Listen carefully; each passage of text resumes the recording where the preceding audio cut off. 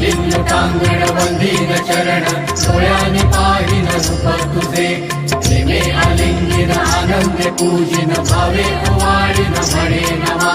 त्वमेव माता च पिता त्वमेव बन्धुश्च सखा त्वमेव विद्या द्रविडं त्वमेव